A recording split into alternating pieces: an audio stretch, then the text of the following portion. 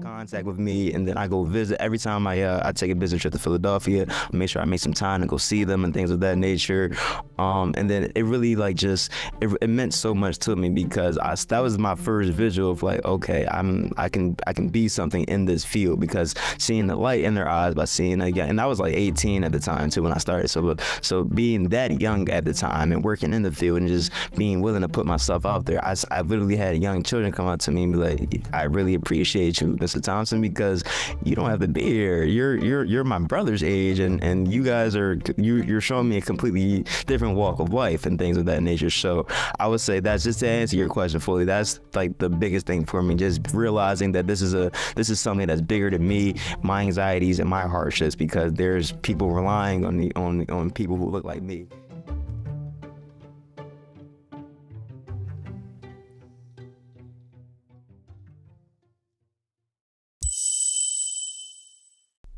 Hi, this is Jamal Watson. I am the author of The Student Debt Crisis, and you are listening to EdUp Accelerated Excellence.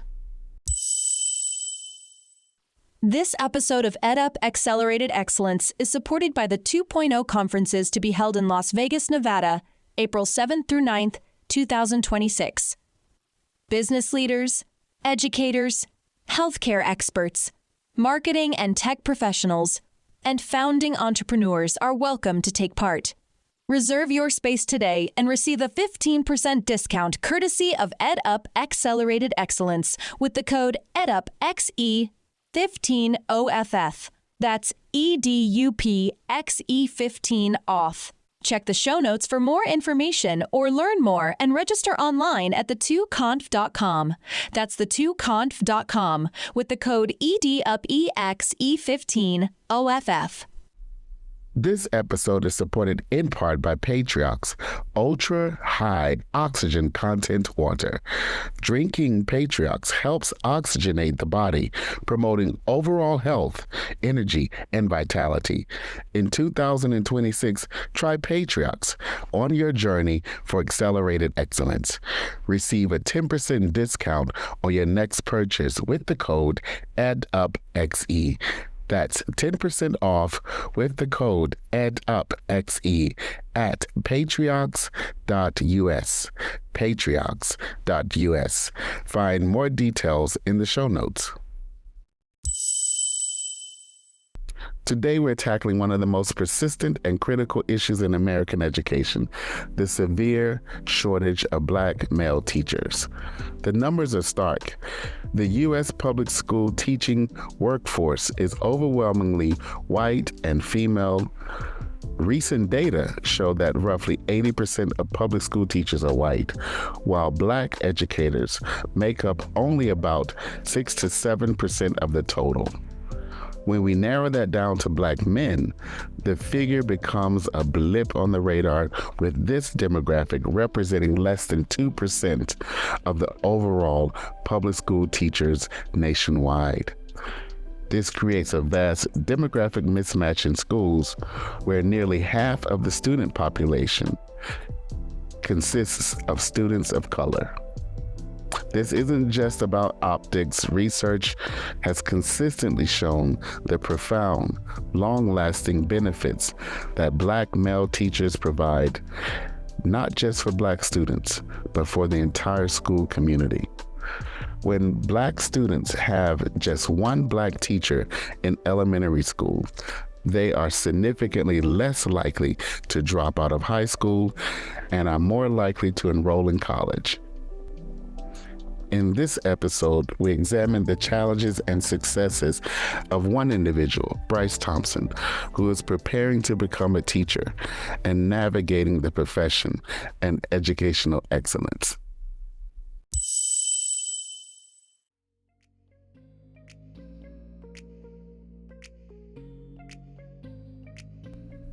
Welcome to EdUp Accelerated Excellence, the podcast for the advancement of educational excellence and equity. And I'm your host, Jacob Easley, II, PhD, PMP. Bryce, would you introduce yourself to the EdUp Accelerated Excellence community by giving voice to your name as only you can, and giving us a high-level elevator view of what is currently happening in your school and classroom?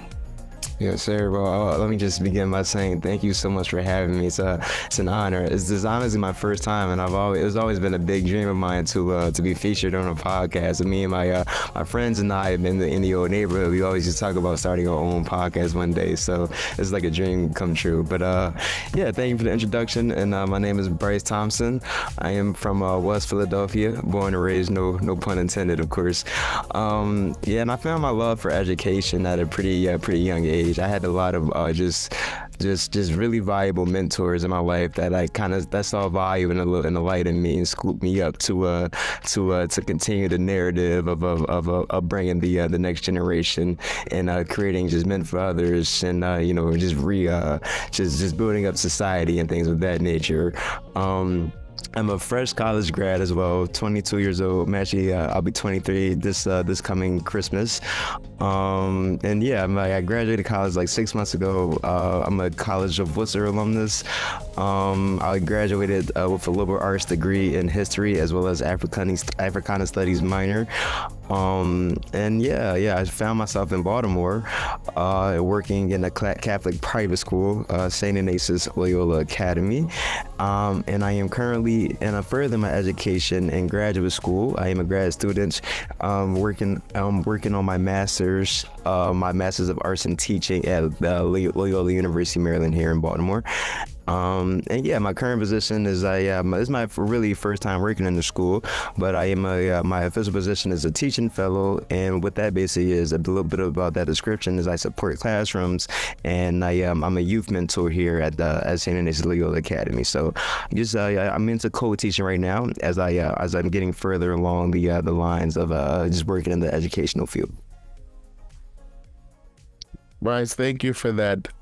So early happy birthday to you. And you have so much excitement, so many exciting things that are happening. You're in grad school, you're in a school working with youth and other children, and literally, you have all these milestones that have happened so recently. It's like you're on the top of the world. So that's really inspirational for me, to see your progress and to see your joy. So Bryce, we first met at the Black Male Educator Convening in Philadelphia. Shout out again to Philadelphia, your hometown, which was organized by the Center for Black Educator Development, or CBED. You were a speaker on the big stage, opening the event. Tell us about that moment and how meaningful was it to you? Thank you for that. Thank you. Yeah, that moment is definitely up there as one of my highlights and milestones of 2025. I would say, I was never ever expecting to be in that position or anything of that nature, and I cannot express my gratitude enough to the center, for just allowing me to take that leadership role. It was a full circle moment for me, and it was such an amazing highlight.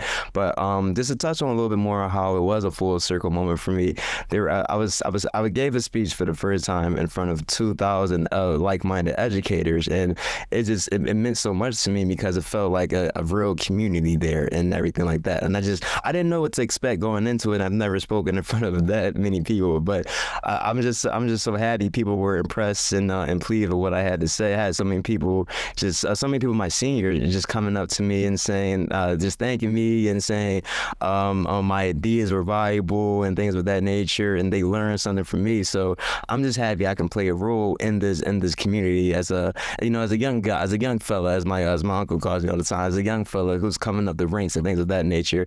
And it was just like a full circle moment for me again, because not only am I speaking in front of educators who I've been meeting for the first time, I'm also speaking in front of teachers and deans and old principals. Shout out Mr. Sharif Al-Mekki, who kind of helped me get into that position. But yeah, I'm speaking to people who've known me since I was 5 and 10 and 15, and now I'm up there as an adult, and it meant so much to me because that's my way of just giving back to my community and my people and my village. I will say, it really does. It takes a village to bring you up the correct way and things of that nature. So I'm just happy I could return the favor and provide some value and substance and share my thoughts to like-minded individuals.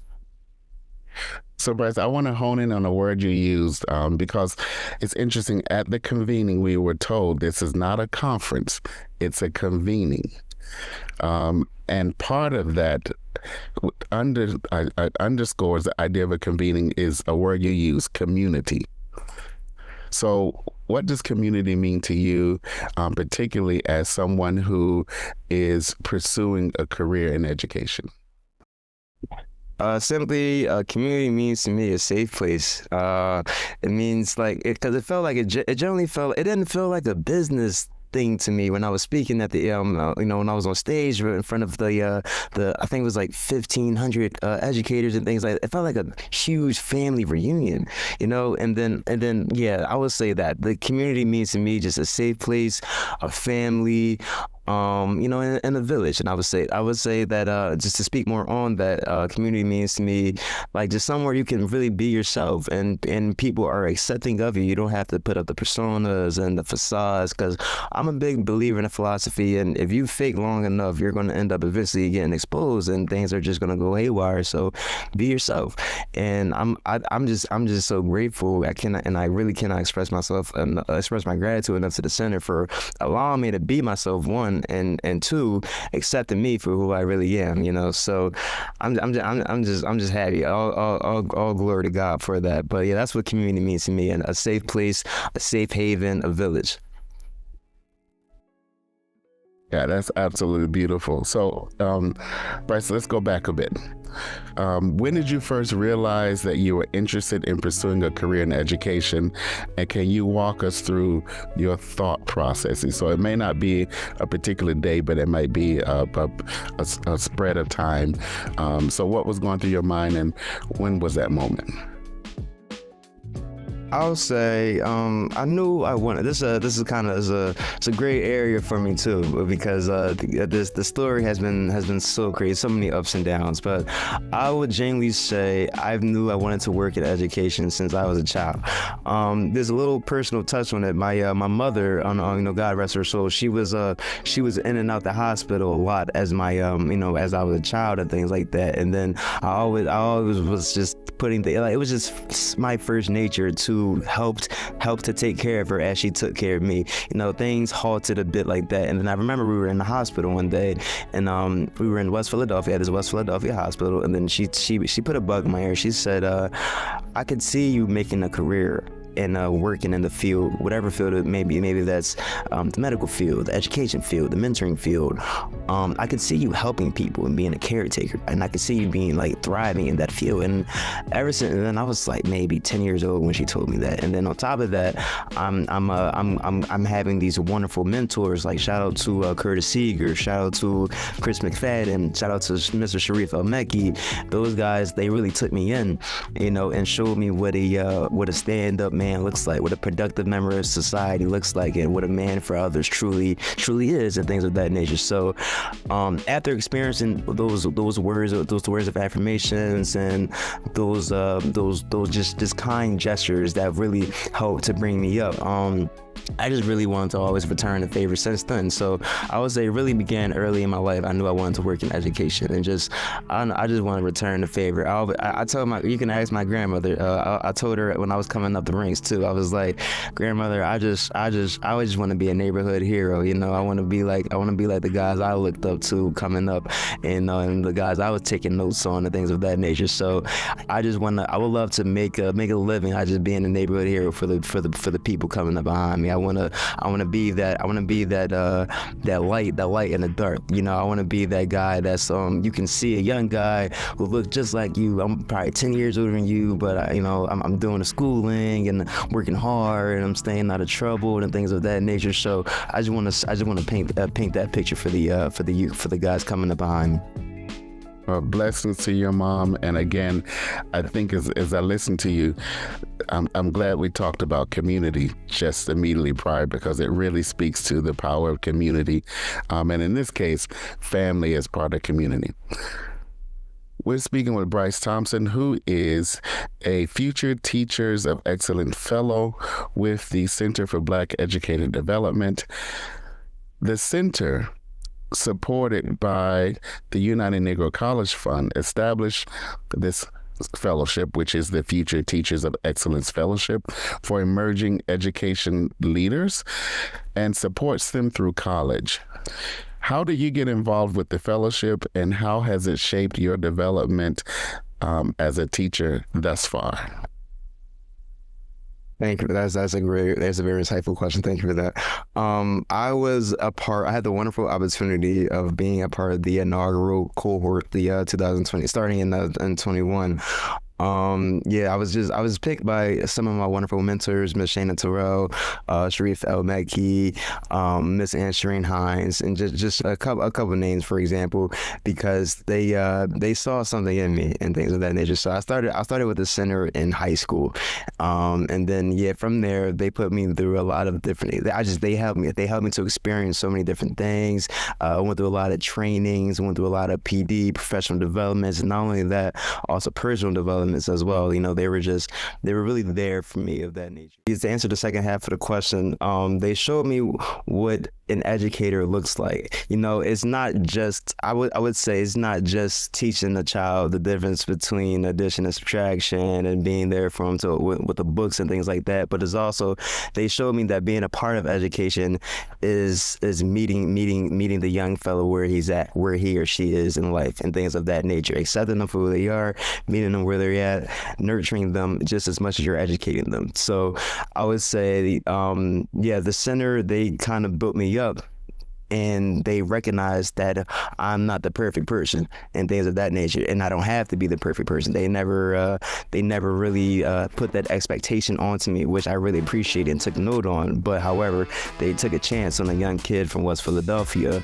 and they poured so much value into him. And not only did they do that, they also showed me what being a true educator looks like, and that's just showing up for the young person. Like I remember, for example, I think I truly one of my experiences falling in love with education was when I believe I was in the 8th or 9th grade, and at that time Sharif El Mekki was my principal at Master Charter Shoemaker Candace, and it really stood out to me that Mr. El Mekki wasn't all business and things of that nature. Like he was really a man for the people. Like he was really a man of the people, just a community hero, community figure, and things of that nature. And he would go out of his way to make us smile, make us happy, just on top of being a true educator. Like one day out of nowhere, I think we had a community meeting or something like that, and he was like, if you guys do this and you guys knock out this test score or things of that nature, you guys do what you're supposed to do, there's gonna be a major change in school tomorrow. We're all just thinking like, what is he talking about? What is he talking about? And then he just,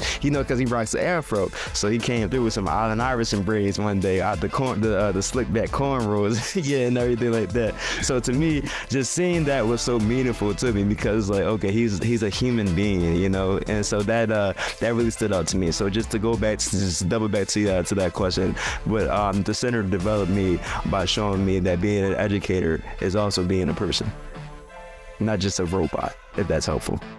Yeah, I like that. So it's, the educator as a whole being, who has his or her own personal challenges and strifes, but also has a responsibility in the school, but also in the community. So you're currently in your first position at St. Ignatius Loyola Academy, as you mentioned, and that is in Baltimore. Tell us a bit about the school and the students you're working with right now.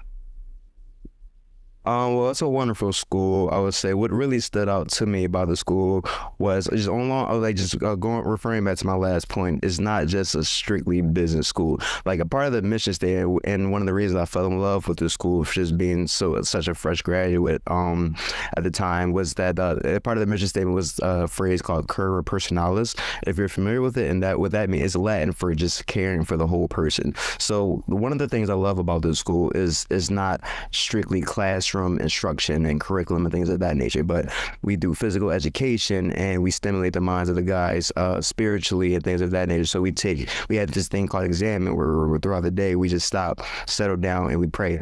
Everyone, we take a moment of reflection, we pray and things of that nature, and then it's back to hitting the books and things of that nature. We take time for sports. We play sports all throughout the year. We have winter sports. We have summer sports. We have something called June camp, where we take the eighth graders out to a place in Baltimore, to a campsite in Baltimore, and then we all just we build companionship and brotherhood and things like that, and we show the guys this is how you be a man for others, and this is how you connect with your community members outside the classroom and things of that nature. So that's something I really love about the school. It's not strictly business, and there's so many powerful educators here who truly care about these kids, and I'm learning so much from. But just a little bit more about the school. It's a private Catholic nativity school. Just partner with so many different other educational institutions in Baltimore, Maryland. Partner with different universities as well, not just other preschools or middle schools or elementary schools and things of that nature. Another reason why I love this working at this school so much, and then this is just my first experience, but I'd see a bunch of little Bryce Thompsons here. I'd see a bunch of guys. Like, these guys remind me of my little brother so much, and then it's so crazy because I'm probably 10 years older than the eighth grade class and things like that, 9-10 years older than them.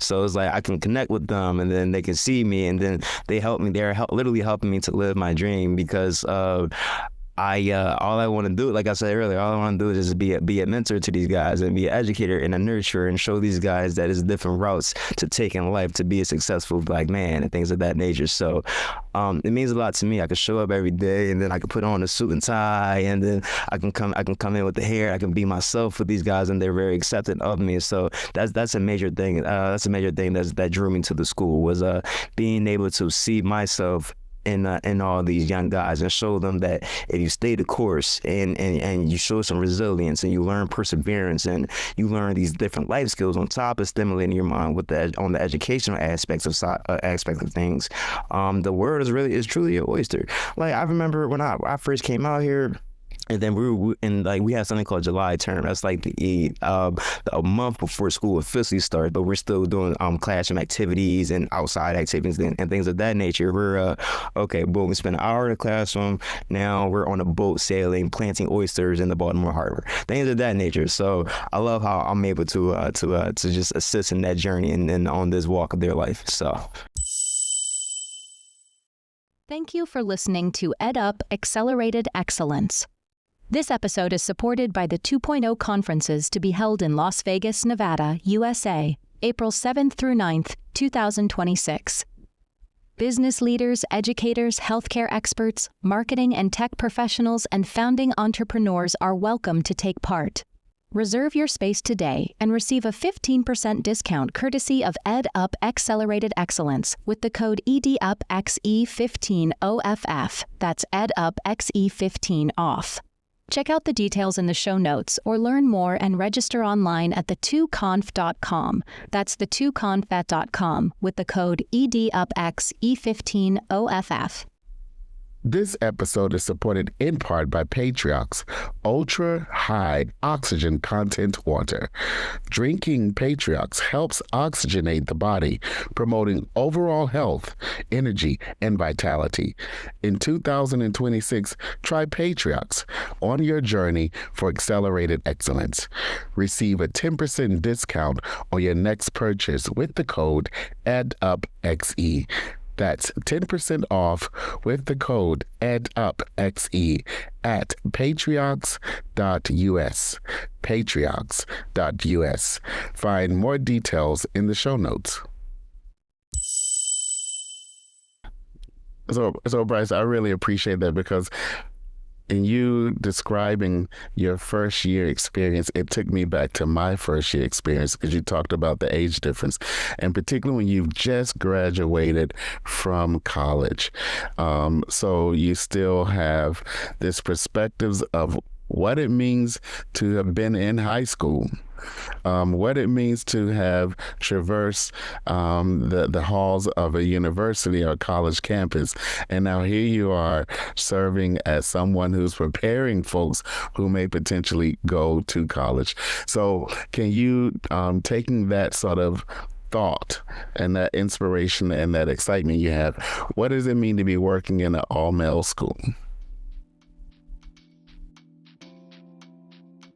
For me, what it means to work in an all-male school, I would say it gives me the opportunity to shine a light on just young men, because I'm big on a big philosophy of mine is I want these guys to grow up and be just productive members of society. And I think that's something that's really lacking in the African American community is powerful male figures along the lines of just powerful black male educators, because truth be told, not everyone tells the same story. Not everyone has a father. Not everyone has a mentor. Like, for example, me coming up, I was raised by three beautiful women. My grandmother's my mother, and then the mentors who took me in. And I didn't have my father in my life. And I will say, as I grew up, and then I really understood the emotional baggage that came with lacking male figures in your life. Like, it really sets some people back. And then if you don't have the proper support, some people just don't know how to get out of that storm. So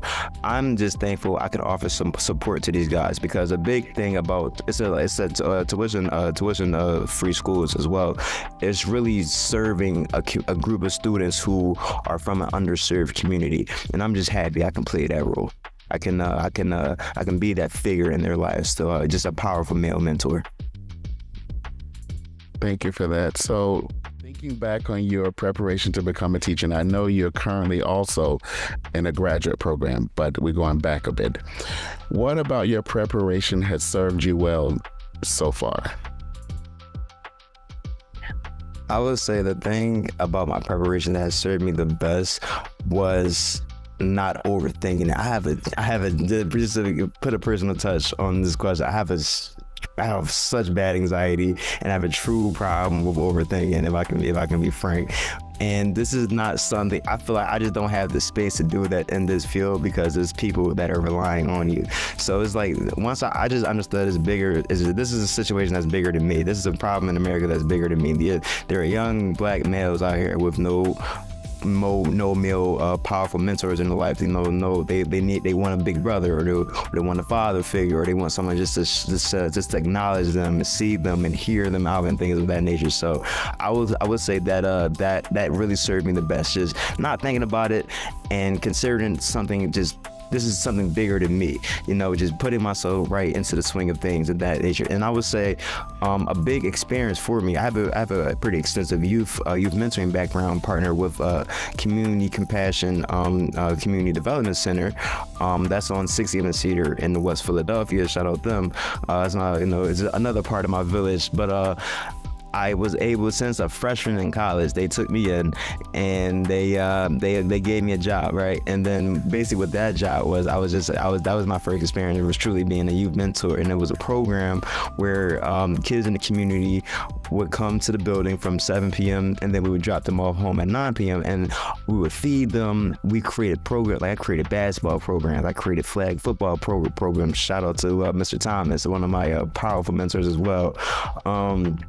Yeah, and I was just able to, and then we serve children from like 4 years old to 17 years old. Some are still in contact with me, and then I go visit. Every time I take a business trip to Philadelphia, I make sure I make some time to go see them and things of that nature. And then it really it meant so much to me, because that was my first visual of like, okay, I can be something in this field, because seeing the light in their eyes by seeing again, and I was like 18 at the time too when I started. So being that young at the time and working in the field and just being willing to put myself out there, I literally had young children come up to me and be like, I really appreciate you, Mr. Thompson, because you don't have to be here. You're my brother's age, and you guys you're showing me a completely different walk of life and things of that nature. So I would say that's, just to answer your question fully, that's like the biggest thing for me, just realizing that this is something that's bigger than me, my anxieties and my hardships, because there's people relying on people who look like me, and things of that nature. So just putting myself right in the swing of things really helped for my development. So reflect on your support again. Let's talk about your studies at the College of Worcester, and in addition to what you've learned from the Future Teachers of Excellence Fellowship. How did the two of those complement one another, and how did perhaps they fulfill gaps that one area may have been missing? Well, to be honest, I think from what I experienced through high school to this point in life now, I've been extremely blessed and just favored by God, because I would say there were no gaps, but God noticed something in me. He noticed something I was missing, and he fulfilled all that along these lines. And what I mean by that is I don't really come from a very big family at all, so I didn't have anyone, and it was so ironic. Well, I shouldn't say anyone, but it was so ironic because I'm such a family-oriented person. I love the idea and concept of family and things of that nature. So started with the center. They, like I said earlier, it was like a village. They took me in, accepted me for who I was, and just wanted to build me up and love me, right?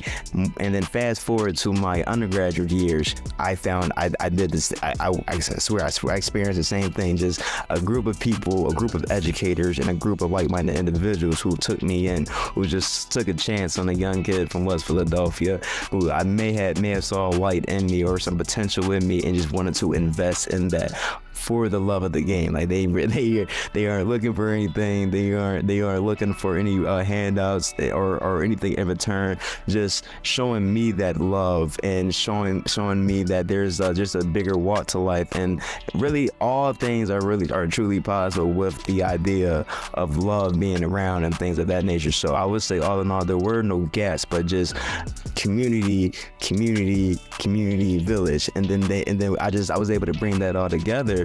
And I've learned so much about that aspect of life and what love and mentorship and showing someone you care about them can really do for them, that can genuinely change their life. And so now it just has me with the goal in mind to just simply return the favor. Like, yeah, I love to educate and I love to teach people. I also love to show people I understand, I see them, and I care about them as well.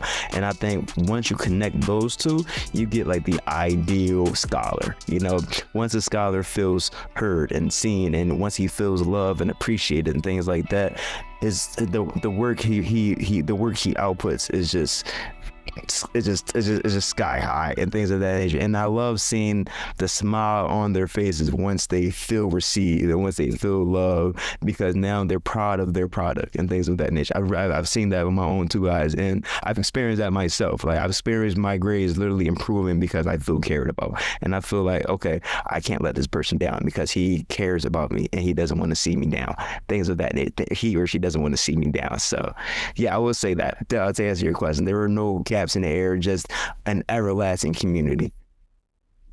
And that's absolutely what it should be. So I'm going to ask you to now take almost a role. You're not a senior in the field, but you're going to be a senior in terms you're going to use drawing your experiences to advise the rest of us.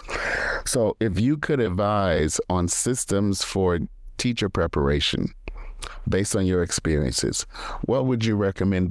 And I'm saying this because I heard you use two words, love and care, which are not necessarily some of the standards of educator preparation. So if you had to advise the system on how we prepare teachers, what would you recommend? I love this question so much. Because I talk about it. I talk about it all the time with my current mentor here. I'm actually in his office. I'm in his office right now, right? And I'm sitting in his chair right now. It's kind of like a full circle moment for me. But I would say, of course, professional development is extremely important, right? We all need to be professional in the workspace to produce the most positive and most efficient learning environment, right? But we struggle. I think we can't do that if we are also not taking care of each other, and our relationships as co-workers and educators aren't rock solid. It gets hard to trust one another, and people are people too. Humans deal with emotions. People have things going on outside of the classroom and outside of their building and outside of their job that unfortunately some people need assistance with and support with and things of that nature. So I feel like to produce the most positive and efficient learning environment, we need to prioritize the relationships we have with each other as educators. Like, for example, one thing I love about St. Ignatius is we do something called Companionship Day, where at the once a month, before a break, before like a weekend or something like that, we all go out to eat together and we get to know each other and we pick each other's brains, and we just share stories with each other, because we're trying to build that relationship and that companionship amongst us, so we can produce the best possible supporting environment, supporting and nurturing environment for the scholars we're bringing up the ranks and things of that nature. So I would definitely say that professional development is important just as much as personal care and personal development. Building relationships is everything. I definitely appreciate that. What does excellence and equity look like for you in your school? These are such great questions. I really appreciate them because they're making me think. I would say excellence and equity in my school just looks like, for lack of a better term, meeting people where they are and accepting them for who they are, and also being willing to work with them to I guess not increase their work productivity, but to increase them as human beings, like to pour into their cups and things of that nature. That's what I truly think. This like a perfect vision of that would be just like I said, just kind of just meeting the scholar where they are in life, and realize and telling them that, okay, yeah, education is very important, but you are important as well. So sending the message that this doesn't work. Nothing in this life will work. You can't support anyone. You can't produce this top tier product. You can't do this the way you want to do it without taking care of yourself, your mental health, and things of that nature first. So to me, that's what that looks like. Meeting people where they are, instilling love into them and pouring into their cup, so that we can produce the most positive and most efficient work. And we're speaking with Bryce Thompson, who is a Future Teachers of Excellence Fellow with the Center for Black Educator Development. Bryce, I often, when presenting at conferences on the topic of addressing the teacher of color pipeline, I will ask audiences to think about the conditions that cause teachers of color to leave. I'm going to reverse that. What would you say are the conditions needed to retain or keep Black male teachers like yourself who are new to the profession in schools? Shout out to James Scott. I'm gonna begin with that, because what James Scott, one of my mentors here at St. Ignatius, is teaching me is that verbatim, bros need bros. So, and I say that to say, I think just not looking at a Black educator like he's a robot. I think that's extremely important. Like understanding that educators, African American educators, we like, there's mental health issues with everyone. There's life issues with everyone and things like that nature. And I think if we see each other as more than just a workhorse and things of that nature, and we see each other as like brothers, and we're family and things of that nature, I think that really goes a long way, because once a person feels received well and loved and supported, they open up tenfold. And I think once you open up and you get so much more comfortable in your work environment, which then leads to increased and positive work results. I think things of that issue. I think the best way to retain an African American educator is to love them. So, Bryce, I know you have a lot on your plate right now, with your graduate studies and your budding career. But what is next for you? What will you be engaging in over the next 6 months to a year?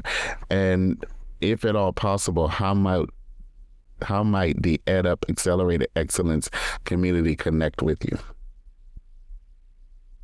Well, my grandmother always taught me that try not to plan too far ahead, because every time you do that, God has a funny joke for you, nice little curveball for you. But I would say, in a perfect world, and I know of course they don't exist, what would be next for me?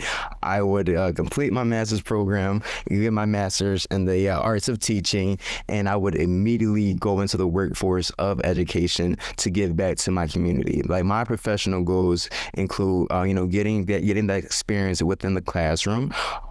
In whatever city I establish myself in the most. Of course, the dream would be to go back home to Philadelphia, right back to my neighborhood, and pour into that area.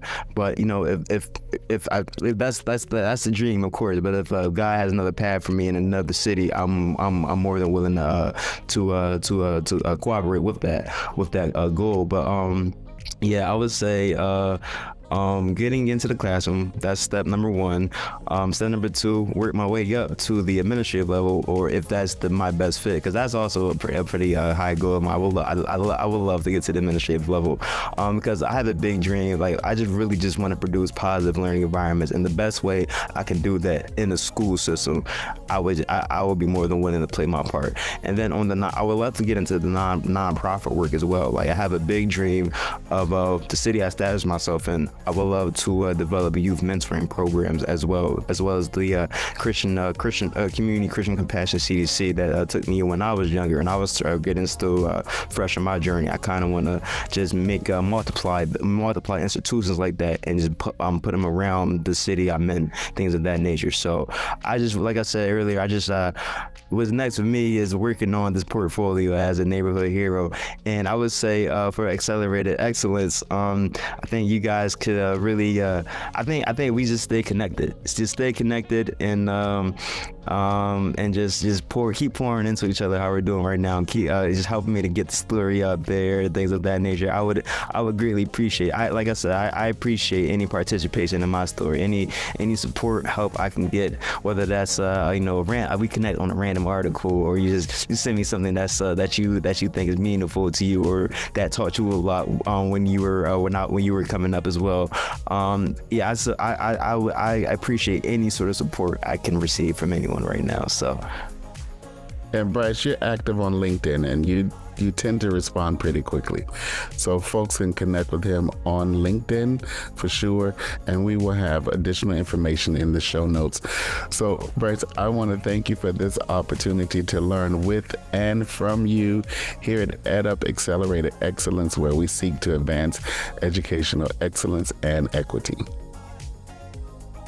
I want to thank you so much, just return a favor. Just thank you for having me and giving me the opportunity to get this story out there. I'm hoping the information I have is it can be an inspiration for the young guys coming up. I know my students here at St. Ignatius will be just blown away seeing, because I remember when somehow they saw the BMEC photos online. It was like, yo, that's my teacher, that's my reading teacher, that's my math teacher. I'm like, yeah, you can do this too, man. You can do this too. So I just want to say thank you for giving me the opportunity, sir. And if it's okay with you, I would love to share this experience with LinkedIn as well. So I just thank you so much. Thank you for engaging with EdUp Accelerated Excellence, a member of the EdUp Experience network of educational podcasts. You can find this and other episodes on Spotify, iHeartRadio, Apple Radio, YouTube, and other outlets where you listen to your favorite podcasts. If you like this episode, don't forget to follow us and share within your network. To leave a comment or suggest a guest, contact us online at edupxe.com. A special thanks to our research assistant, Emma Worthington, a PhD student of Fordham University's School Psychology program. And we want to hear from you if you have feedback on this or other episodes, or would like to nominate a guest. Contact us online at edupxe.com. That's edupxe.com.